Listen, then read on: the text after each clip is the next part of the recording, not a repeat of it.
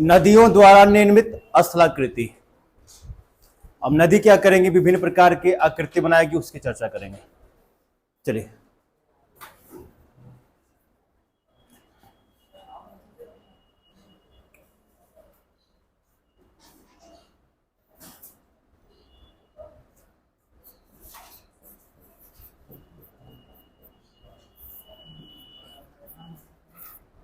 देखिएगा, स्थलाकृति का जो निर्माण होता है नदी के द्वारा, वो दो प्रकार से होते हैं मुख्यतः। पहला क्या हो जाएगा,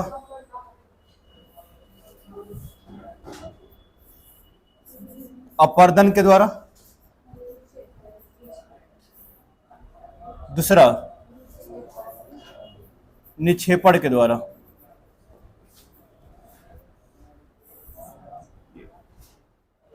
दोनों को पढ़ेंगे, चलिए नोट करिएगा इसको।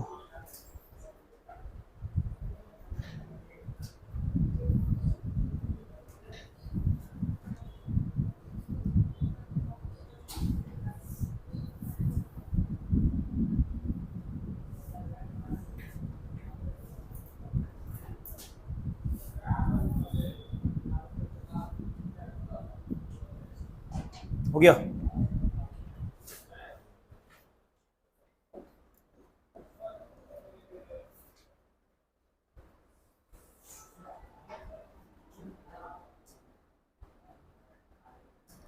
देखिएगा, जो स्थलाकृति होता है ना, जो नदियों द्वारा बनाया जाता है, उन नदियों के फ्लो पर डिपेंड करता है, कितने तेज उसका फ्लो है। तो जो फ्लो होता है उसको लिखेंगे, निर्माण में जो मुख्य भूमिका निभाएगा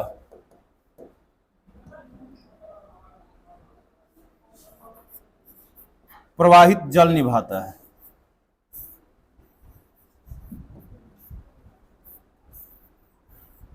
प्रवाहित जल किसका? नदियों का।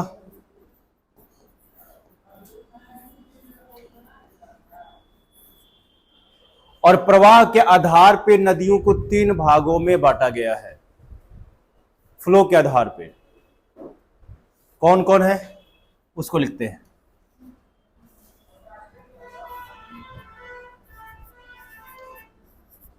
प्रवाह के आधार पर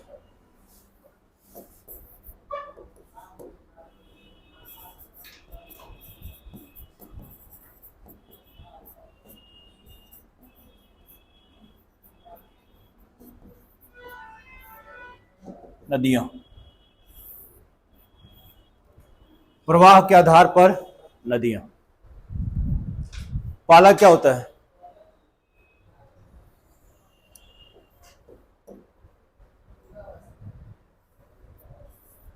युवावस्था।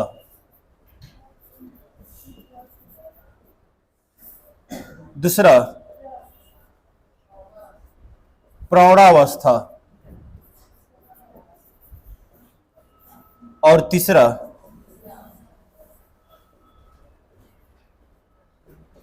वृद्धावस्था। ये इसके प्रवाह के आधार पर है, ना कि उसके अकॉर्डिंग एज के अनुसार है कि नहीं इतना साल पुरानी है, ऐसा नहीं। वो प्रवाह के आधार पे। प्रवाह के आधार पे कैसे उसको समझते हैं? देखिए, जब जैसी नदियों का उद्गम होता है,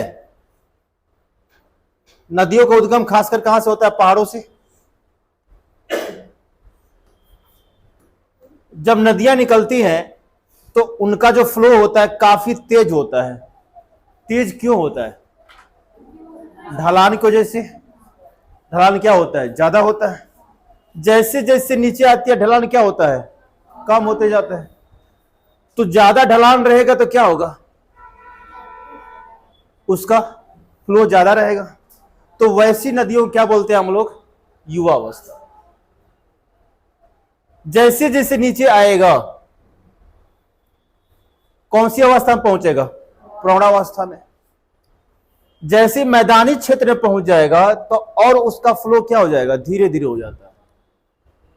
तो उस अवस्था को क्या बोलते हैं? वृद्धावस्था। गंगा को लीजिएगा, उत्तराखंड में जाइएगा जहां से वो निकलती है, वहां पर उसका जो धारा का वेग है काफी तेज होता है। लेकिन जैसे जैसे जैसे जैसे आप इधर पटना साइड में आइएगा, उसका वेग क्या होते जाएगा, कम होते जाएगा। इसका रीजन क्या है, वो ढलान। ढलान की वजह से इनका क्या होता है, प्रवाह क्या होता है, कम होते जाता है। तो इस आधार पे हम लोग इसको कितने भागों में बांट दिए हैं, 3 अवस्था। क्लियर। अगर जहां वेग ज्यादा होगा, धारा का वेग ज्यादा होगा, तो पानी क्या करेगा, चट्टानों को ज्यादा काटेगा, ज्यादा अपर्दन करेगा, तो वहां की आकृति अलग होगी। अगर जहां पे कम होगा, वहां की आकृति अलग होगी। तो कौन सी आकृति कहां कहां की कैसी होती है उसको समझते हैं।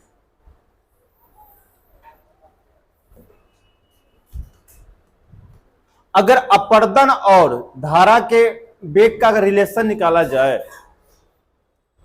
अपर्दन जो कटाव होता है और नदी का जो वेग है उसका रिलेशन निकाला जाए, तो क्या निकल के सामने आता है, एक रिलेशन समझ के आएगा यहां पे।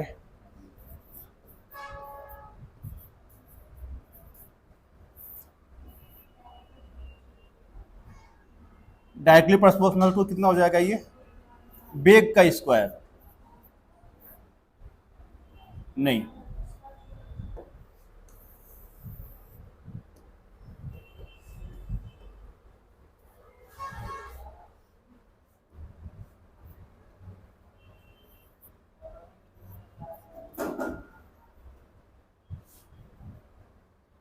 उसका रिलेशन अगर बनेगा, अपर्दन का और वेग का रिलेशन बनाया जाए,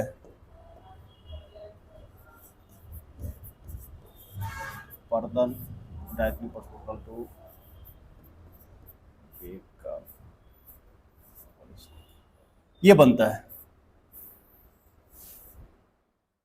इनके बीच में रिलेशन। अगर वेग ज्यादा है तो अपर्दन होगा, और वेग बढ़ाइएगा तो और ज्यादा अपर्दन होगा। तो एक इनके बीच में एक रिलेशन बनता है, इसको नोट कर लीजिएगा। आगे इसकी बात करते हैं। जब युवावस्था में, मतलब युवावस्था मतलब जब नदी तुरंत निकलती है, ऊपर से ढलान से आती है, तो उस कंडीशन में नदियों के द्वारा जो आकृति बनती है वो भी शेप में एक क्या बनेगी, घाटी बनेगी। भी शेप में क्या बनती है, घाटियों का निर्माण होता है।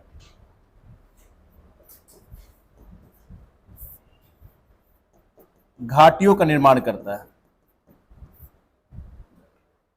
क्योंकि पानी का फ्लो बहुत तेज रहेगा, ऊपर से निकलेगा बहुत तेज रहेगा, और नीचे के चट्टानों क्या करेंगे, वो काट देते हैं, और काटने से क्या बनता है, एक घाटी बनता है।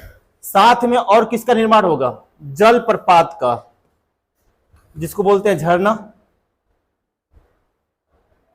झरना का भी निर्माण कैसे होता है, जब ऊपर से नदी निकलती है तभी ना हो।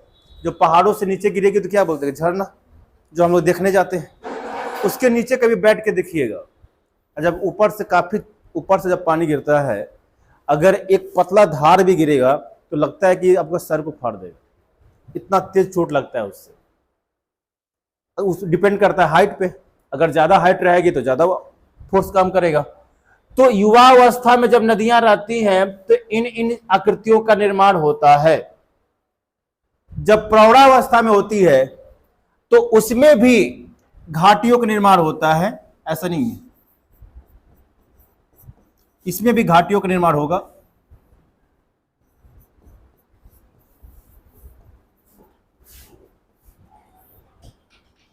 इसके अलावा विसर्प का निर्माण होता है। विसर्प, विसर्प क्या होता है, जब नदियां इस शेप में फ्लो करती हैं, सर्प के आकार के, सर्प ऐसे होता है, तो उसी को बोलते हैं विसर्प। इस आकार में कहां फ्लो करते हैं, मैदानी क्षेत्र में।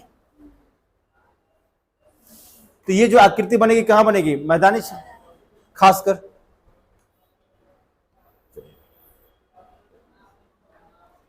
वृद्धावस्था की जो नदियां होती है,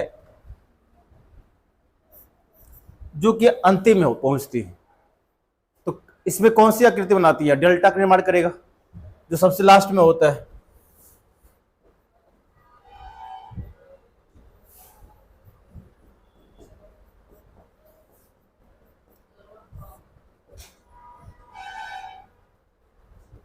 जलोढ़ पंख का निर्माण करेगा,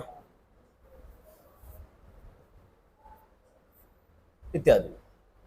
तो बस दिमाग में ध्यान रखिएगा कि ये जो अवस्थाएं हैं ना, ये नदियों के फ्लो के आधार पर बांटा गया है।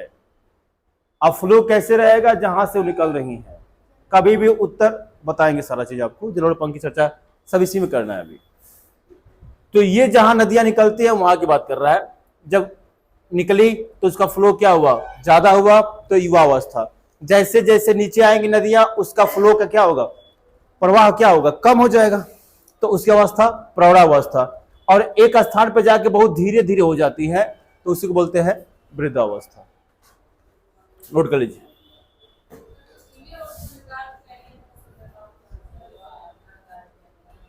इसी में आ जाएगा, भी घाटी में आपको गार्ड्स के पढ़ाएंगे।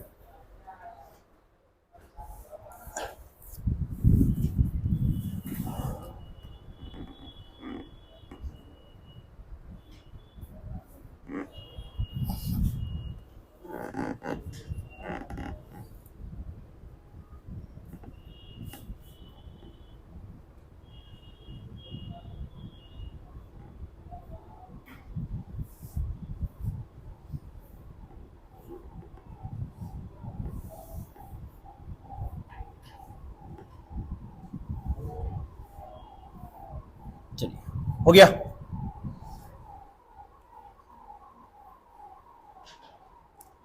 अगर आपको समझने में दिक्कत होगी तो यहां पे आप इंडिकेट कर सकते हैं, इस अवस्था में ढाल कैसा रहेगा, ढाल कैसा रहेगा,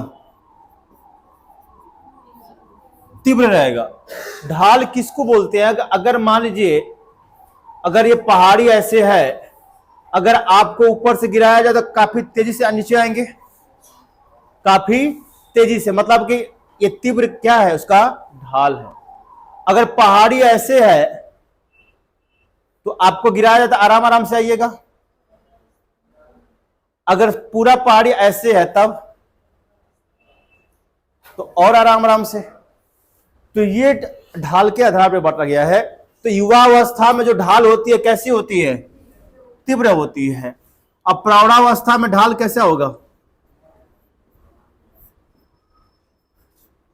मध्यम होता है। और वृद्धावस्था में क्या होगा, ढाल मंद होता है। मंद मतलब कम होता है। तो यहां से समझ सकते हैं, अब अगर दिक्कत होगी तो।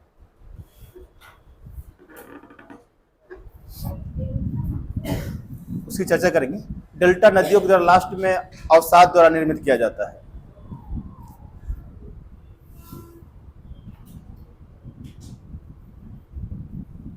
हो गया, चलिए नेक्स्ट। ये कुछ हमारा विशेष हो गया। अब यहां पे हम लोग पढ़ेंगे पहला,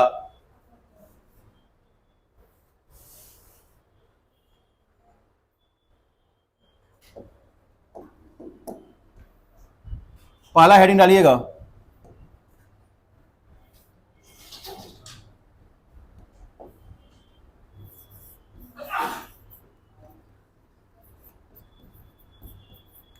अपर्दित स्थलाकृति।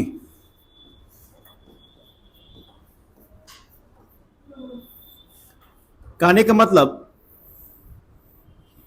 वैसी आकृति जिसका निर्माण, वैसी आकृति जिसका निर्माण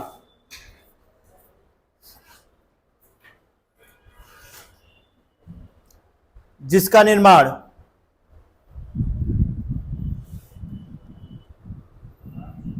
नदियों के अपर्दन के द्वारा होता है, नदियों के अपर्दन के द्वारा होता है।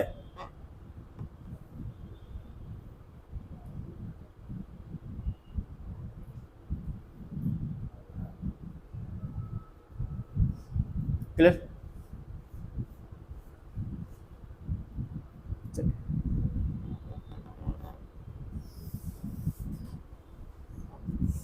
पहला लिखिएगा घाटियां, वैली।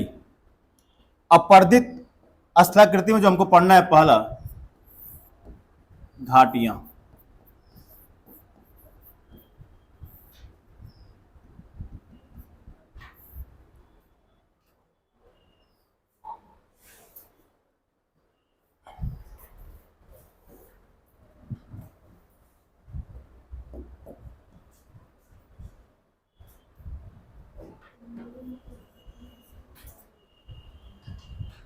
इसमें लिखिएगा घाटियों का निर्माण, घाटियों का निर्माण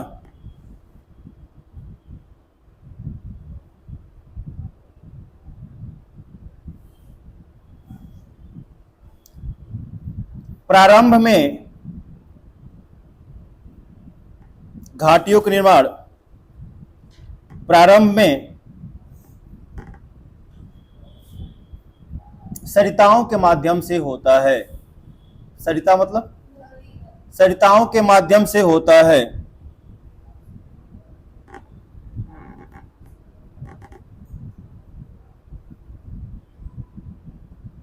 जो तंग एवं, जो तंग संकीर्ण उसको बोलते हैं, जो तंग एवं छोटी छोटी होती हैं,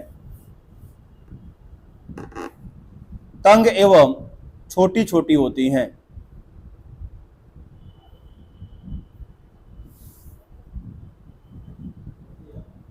चलिए नेक्स्ट समझिएगा। ये जो प्रारंभ में देखिएगा, इसका जो आकृति होता है कुछ इस प्रकार से होगा।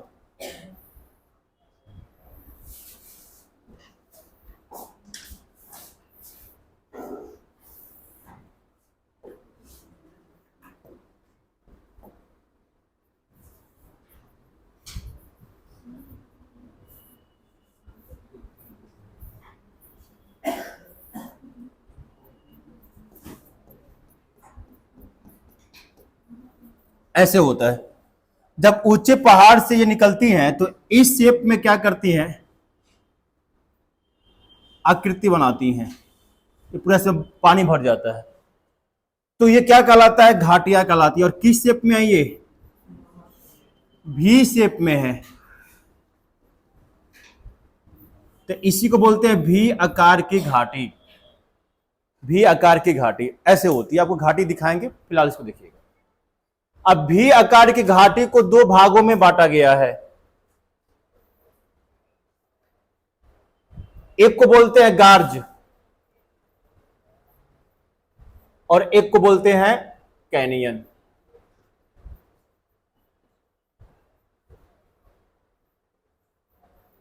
गार्ज और कैनियन, ये घाटी का ही प्रकार है। घाटी में किसका, भी शेप घाटी का प्रकार है। एक होता है गार्ज और एक होता है कैनियन। नोट करिए इसको।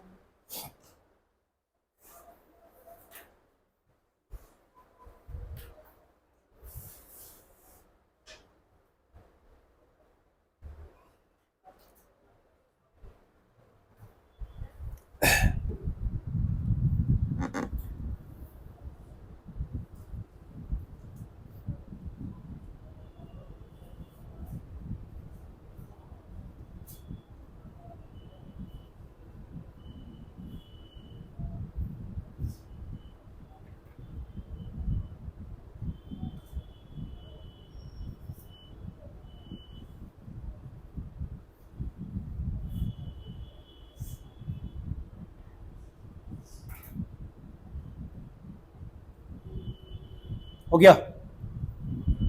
गार्ज और कैनियन में अंतर समझेंगे, उसको लिखेंगे। देखिए गार्ज होता क्या है, जब लगातार लंबे समय तक अगर चट्टानों पे नदियों का पानी गिर रहा है, ये मान लेते हैं चट्टान हमारी है इस प्रकार से, ये हमारा मान लीजिए पहाड़ हो गया, और इस पहाड़ से क्या हुआ, कोई नदी निकलती है ऊपर से और ये लगातार यहां पे पानी गिर रहा है। तो ये क्या करेगा, यहां पे एक क्षेत्र बना देगा, गड्ढा कर देगा यहां पे इस प्रकार से, इस प्रकार से गड्ढा हो जाता है। ये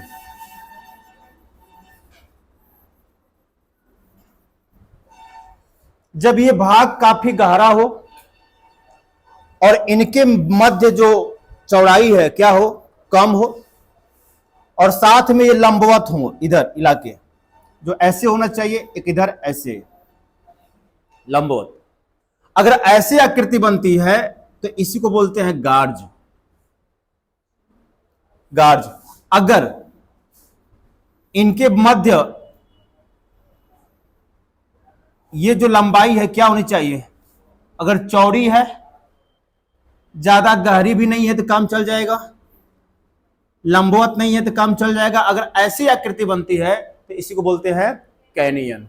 गार्ज में ऐसे होगा, लंबवत होगा ऐसे। अब कैनियन में क्या होगा, चौड़ा होगा। दोनों में ही अंतर है। तो पहले गार्ज को लिखिए, उसके बाद फिर कैनियन को लिखिएगा। लिखिए गार्ज।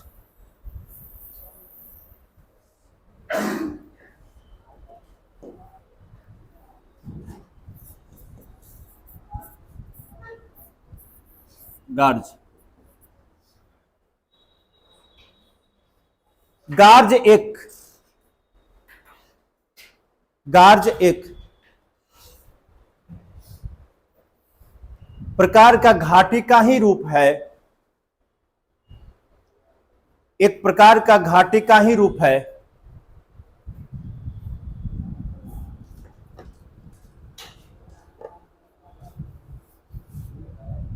इस आकृति का निर्माण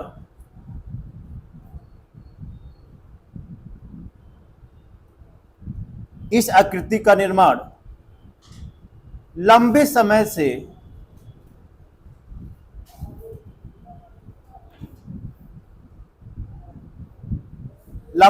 से घाटियों में अपर्दन के फलस्वरूप होता है।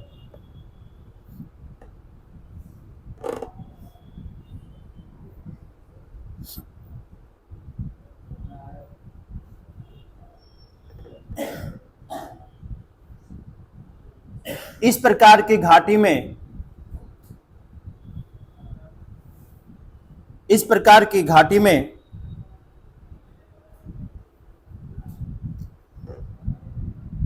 घाटी के मध्य चौड़ाई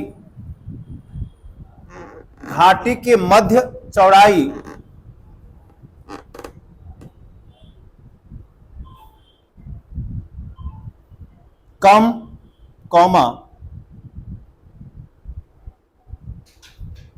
खड़े ढाल वाली एवं, कौन है वो,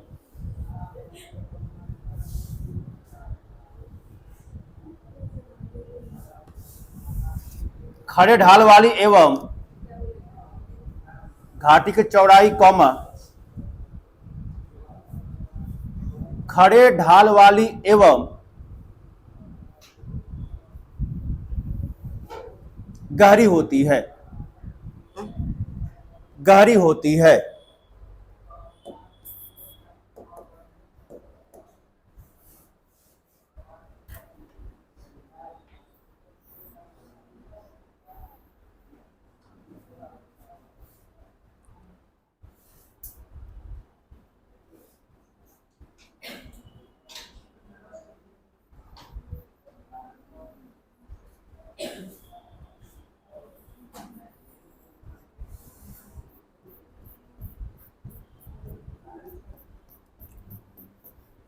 ऐसे इसको बना सकते हैं इस शेप में, ये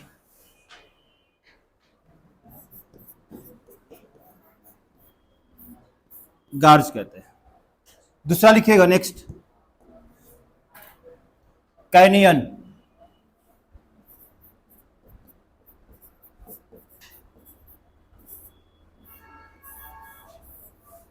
कैनियन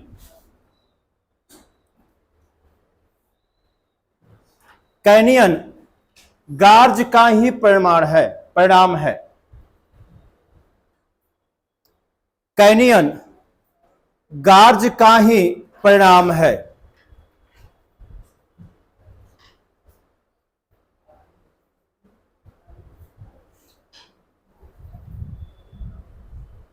जब घाटियों के मध्य चौड़ाई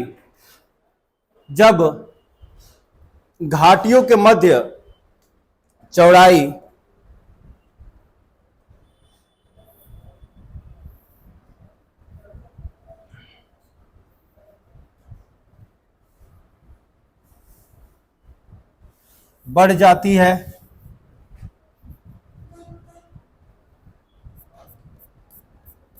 तो उस स्थलाकृति को कैनियन कहते हैं।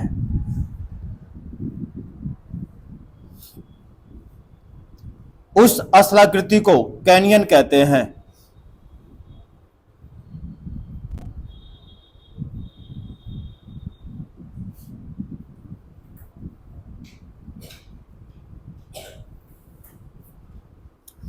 चलिए, ये हमारी घाटी के बारे में हो गया। नोट डाल के लिख लीजिएगा। उत्तर भारत की अधिकांशतः नदियां, उत्तर भारत की अधिकांशतः नदियां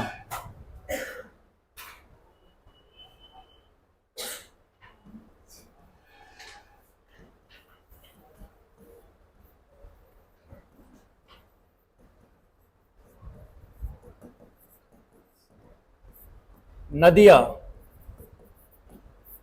गार्ज का निर्माण करती हैं।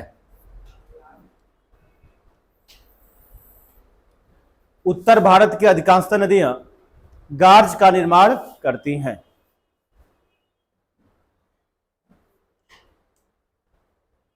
दूसरा पॉइंट, भाखड़ा नांगल बांध, भाखड़ा नांगल बांध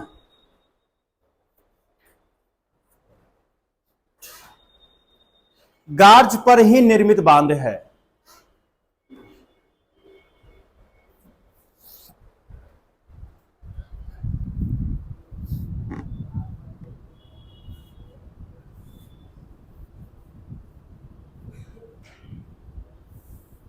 नेक्स्ट, संयुक्त राज्य अमेरिका में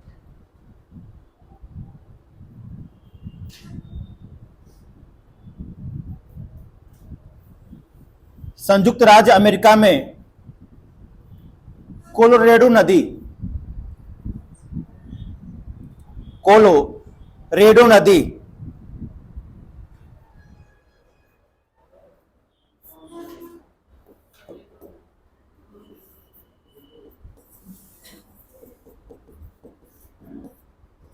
नदी पर निर्मित बांध नहीं, पर निर्मित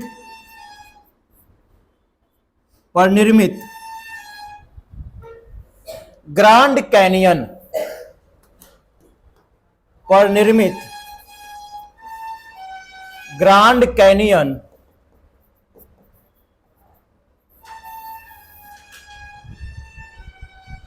संसार का विख्यात कैनियन है।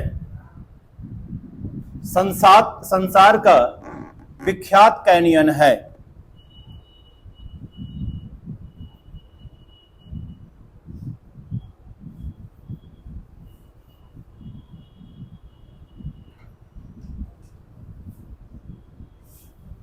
हो गया। ये रहा हमारा इसके बारे में घाटियों के विस्तृत जानकारी, गार्ज और कैनियन। कभी भी जो गार्ज का निर्माण होगा ना, वो चट्टान पे भी डिपेंड करता है, और गार्जों का निर्माण हमारे कठोर चट्टान पे होता है। इसको थोड़ा ध्यान रखिएगा, बीपीएससी वाले आप लोग थोड़ा सा ध्यान दीजिए इसको। अगर डिप्ली पूछेगा भी तो पूछता है कि गार्ज का निर्माण किस चट्टान पर होता है, तो गार्ज का निर्माण जो होगा कठोर चट्टान पे होगा, जो कठोर होंगे।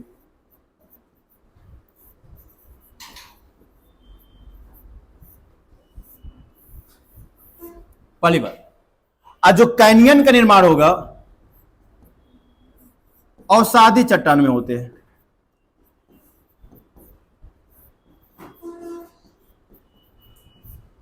जो किसी के अवसाद से बना हुआ है, तो हमेशा ध्यान रखिएगा जब भी कैनियन बनेगा वो अवसादी चट्टान में, और जो गार्ज बनेगा वो कठोर चट्टान में।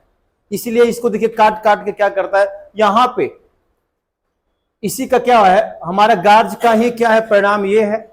कहने का मतलब जब निर्माण होगा ऊपर तो किसका निर्माण होगा, गार्ज का, फिर धीरे धीरे आके कैनियन बनता है।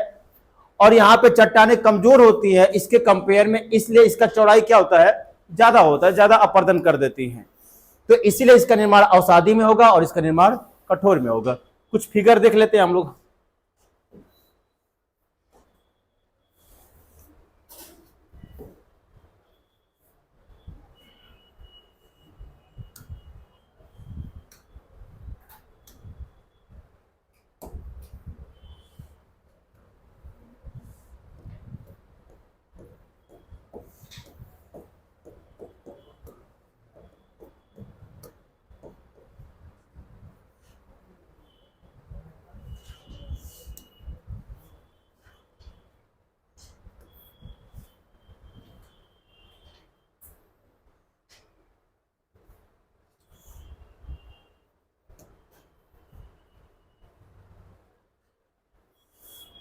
देखिए, यही ग्रैंड कैनियन है जो विश्व विख्यात है। इसकी जो ढलान होती है लंबवत होती है, ऐसे होती है सीधी।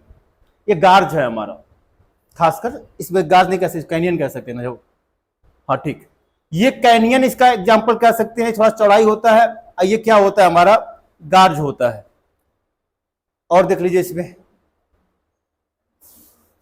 इसको बोल सकते हैं, ये क्या हो गया हमारा, गार्ज। और इस जो चौड़ी होती है उसको कैनियन। इसको क्या बोलते हैं, ये देखिए, ये लंबवत है। जब आकृति जब लंबवत होती है उसको गार्ज बोलते हैं। तो ऊपर थोड़ा चौड़ाई ज्यादा हो जाए तो उसी को कैनियन बोलते हैं। यहां पे ये देखिए, यहां पे अब ये क्या है, लंबवत है, ये क्या हो गया, गार्ज हो गया। और ये ऊपर का इलाका क्या हो, थोड़ा चौड़ा हो गया, तो इसको क्या बोलेंगे, कैनियन बोलेंगे। सिंपल से।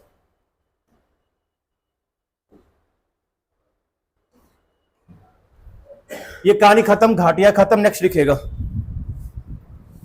इसके बाद किसका निर्माण होगा।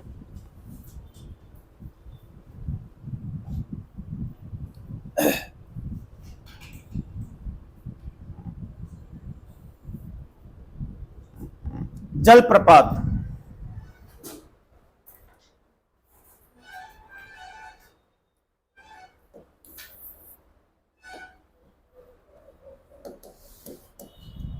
दूसरा हो जाएगा जलप्रपात।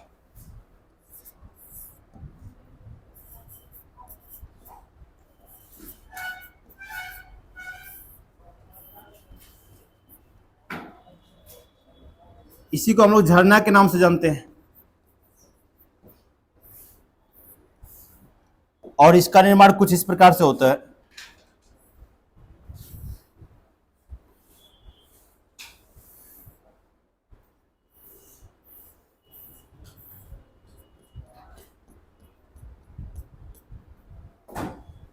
अगर नदी ऐसे आके गिरती है तो इसको क्या बोलते हैं,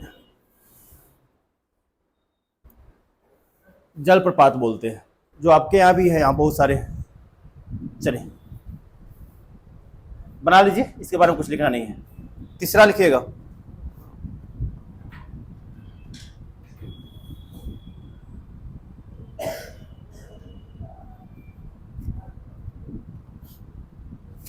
तीसरा एक नाम आता है क्षिप्रिका।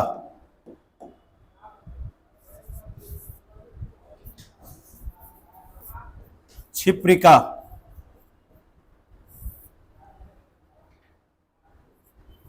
बस दोनों में क्या खास अंतर है थोड़ा समझिएगा। दोनों की आकृति सेम लगभग होती है। जब झरना का जो आकृति होगी वो सीढ़ी नुमा होगी, सीढ़ी के आकार में होगी, उसी को क्या बोलते हैं, क्षिप्रिका बोलते हैं। कैसे, देखिएगा इसको,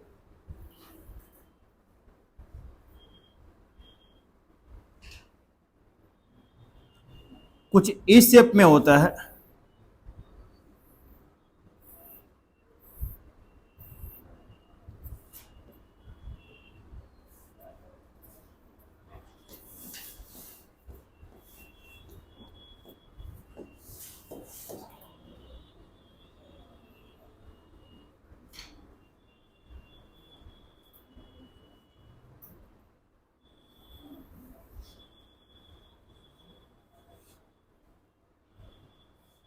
तो इसको क्षिप्रिका बोलते हैं। किसके द्वारा निर्माण होता है, तो नदियों के द्वारा।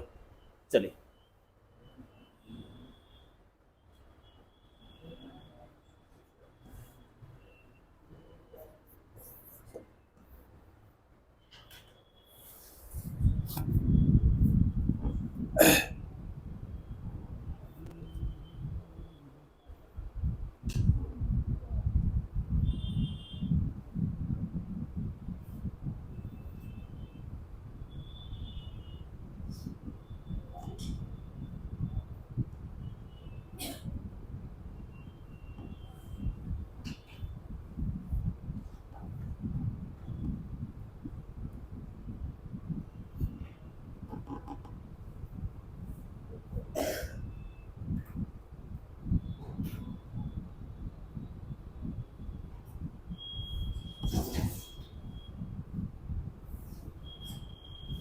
हो गया। इसके बाद चौथा देखेंगे,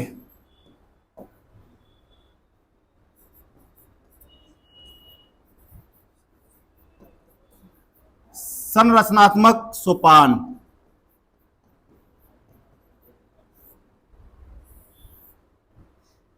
इसकी आकृति कैसे होती है?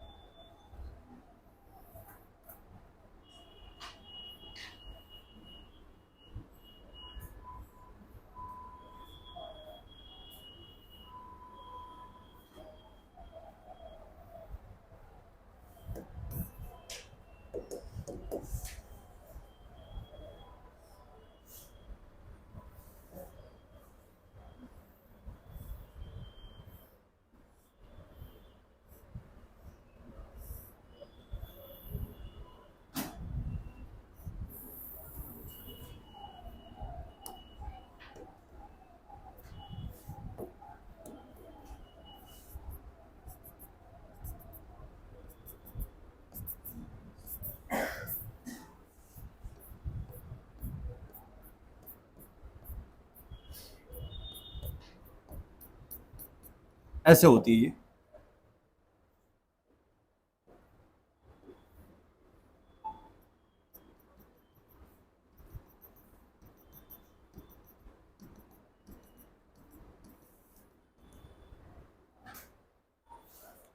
इसमें देखिए चट्टान पर डिपेंड करता है। इसमें चट्टान क्या होती है, कठोर मुलायम होती जाती है। यहाँ पे मुलायम चट्टान है, इसको कट कर दिया, यहाँ पे कठोर है तो नहीं किया, फिर मुलायम है तो कट कर दिया, ऐसे करती रहती है। तो अगर इस प्रकार की आकृति दिखे आपको तो इसको क्या बोलते हैं, संरचनात्मक सोपान बोलते हैं। बना लीजिए। आपको नाम डायरेक्ट दे देगा, आपको नाम पूछेगा कि कौन सा आकृति किससे निर्माण होता है, किस प्रकार के।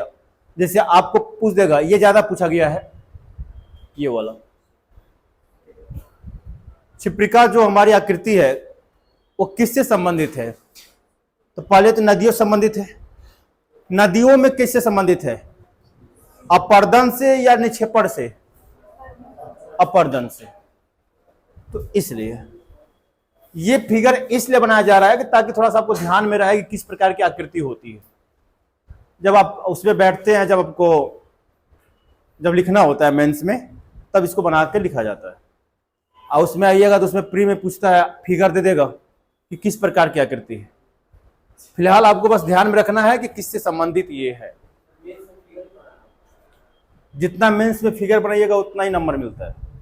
पहली बात, चाहे मेंस यूपीएससी में बैठिए चाहे बीपीएससी में, आपको वहां पे शॉर्ट टर्म में समझा देना है, पूरा इतिहास नहीं लिखना होता है।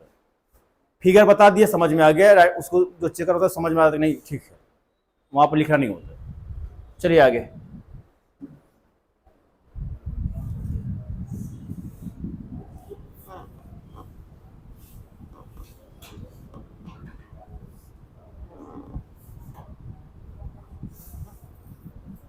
नेक्स्ट लिखिएगा,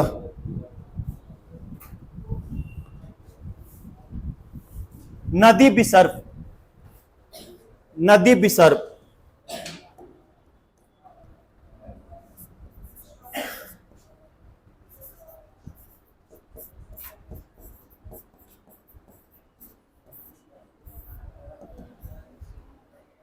मतलब जब नदियों की आकृति, ये कहां निर्माण होगा, जब मैदानी क्षेत्र में निर्माण होगा। जब मैदानी क्षेत्र में आती है खासकर, तो नदियों की जो आकृति होती है कुछ इस शेप में होती हैं।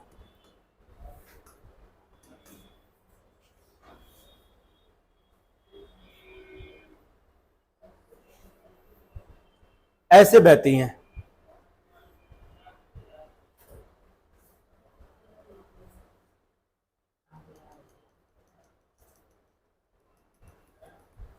तो इसी को बोलते हैं नदी विसर्प। नेक्स्ट छठवां,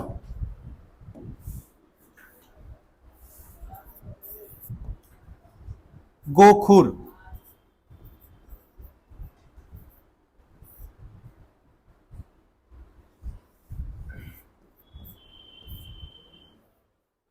गोखुर, चलिए गोखुर झील कर लीजिएगा। होता क्या है, जब नदियां विसर्प आकृति जब बनाती हैं तो कभी कभी ज्यादा अपर्दन कर देती हैं, ज्यादा कटाव कर देती हैं। देखिएगा ऐसे, जब ऐसे ऐसे चलती हैं ये, तो इस आकृति को बोलते हैं विसर्प आकृति। ऐसे कभी कभी ज्यादा कटाव करती है, तो कटाव की वजह से वो रास्ता चेंज कर, देखिए यहां पे एक कटाव पतला हो गया है, सट गई आपस में। तो होता क्या है कि अगर फ्लो जब बढ़ेगा तो ये रास्ते बदल के अब इधर नहीं आकर इधर बढ़ जाती है, यहीं पर डायरेक्ट मिल जाएंगी ये। तो जो पानी का फ्लो है अब ऐसे हो जाएगा, ये जो भूभाग है ये अलग हो जाएगा। ये क्या हो जाएगा, अलग हो जाएगा। तो एक ये गाय गाय होती है या भैंस होती है, उसके जो नाखून होते हैं पैर को क्या बोलते हैं, गोखुर ही कहा जाता है। तो उसी की आकृति का एक आकृति निर्माण होता है और उसी को बोलते हैं गोखुर। ऐसे इस शेप में ये अलग हो जाते हैं, और इसके मध्य क्या जमा रहता है, पानी, वही नदी का पानी बच जाता है। अभी जब नदी रास्ता चेंज करती है तो उस इलाके को ब्लॉक कर दिया, अपने जो द्वारा अवसाद लाता है बालू कण, उस रास्ते को ब्लॉक कर दिया, यहां पे पानी ना जाएगा ना आएगा, तो ये अलग हो जाता है, यहां पे ये रास्ते बंद हो जाते हैं। तो इस प्रकार से एक आकृतिक निर्माण होगा, इसी को बोलते हैं गोखुर झील।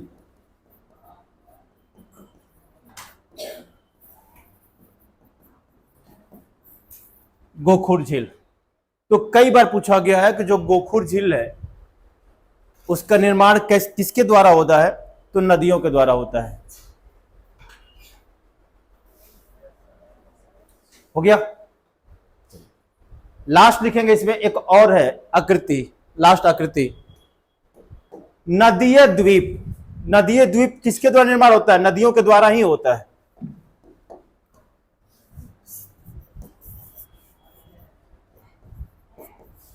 नदीय द्वीप,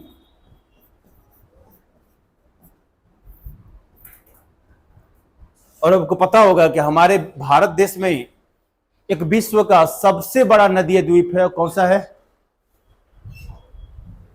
कौन सा द्वीप है, माजुली द्वीप। नदियां क्या करती हैं, देखिए इस प्रकार से ये बहेंगी, बहती हैं, और आगे चल के ये रास्ता, अगर बीच में कोई भूभाग बचता है, मान लीजिए यहां भूभाग बीच में आ गया, अगर उसको काट नहीं पाई तो वो क्या करती है, रास्ते को चेंज कर लेती है और आगे से ऐसे निकल जाती हैं, आगे ऐसे बढ़ जाएंगे और अपना रास्ता फिर ऐसे बना लेंगे। इस प्रकार से आकृति होती है, और इसमें क्या होता है, पानी होता है, ऐसे पानी चारों तरफ, और ये जो भूभाग दिखाई दे रहा है बीच में, ये इलाका, ये स्थल भाग होता है, और स्थल भाग के चारों ओर अगर पानी इकट्ठा हो तो उसको क्या बोलते हैं, द्वीप। तो इस द्वीप को बोलते हैं नदीय द्वीप। और भारत में एक ऐसा द्वीप है जिसको बोलते हैं माजुली। संसार का सबसे बड़ा है,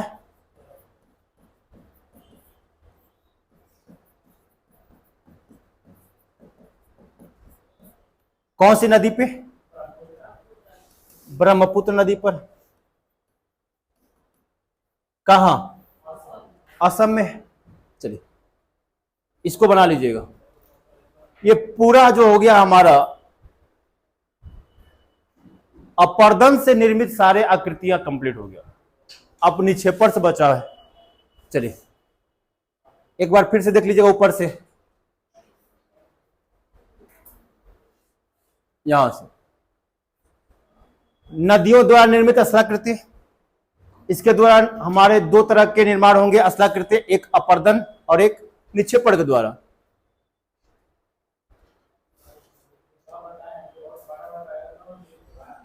क्या हो, देखिए वो डिपेंड उस पर नहीं करता है, कोई जरूरी नहीं है। आपको द्वीप का परिभाषा सीधे बता दिया गया है कि भूमि का वह छोटा सा भाग, स्थल भाग, जिसके चारों ओर महासागर, सागर या नदी का पानी हो या जल हो, उसको क्या बोलते हैं? द्वीप कहते हैं। अगर कोई भूभाग बीच में हो गया, स्थल भाग हो गया, उसको द्वीप बोलेंगे।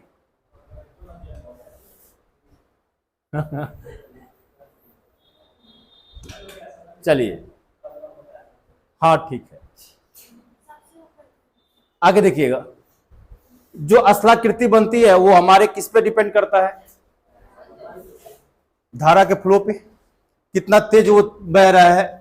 और प्रवाह के आधार पे इसको देखिएगा 3 भागों में, युवा, प्रौढ़ा और वृद्धावस्था में। बाकी हम लोग पढ़े अपर्दित अस्लाकृति, जिसमें घाटियां, देखिए घाटियां कितनी प्रकार की? 2। जो गार्ज का निर्माण होता है किसमें होता है? कठोर चट्टान में, कैनियन का निर्माण, और सादी चट्टान में। बाकी आपको गार्ज और कैनियन में डिफरेंस बता दिया गया है। गार्ज में क्या होता है? इसकी चौड़ाई कम होती है, इसकी चौड़ाई ज्यादा होती है। जलप्रपात, झरना, इसी का जब अगर सीढ़ी नुमा आकृति रहेगा, इसको क्या बोलते हैं? सीढ़ी नुमा। अगर आकृति सीढ़ी नुमा है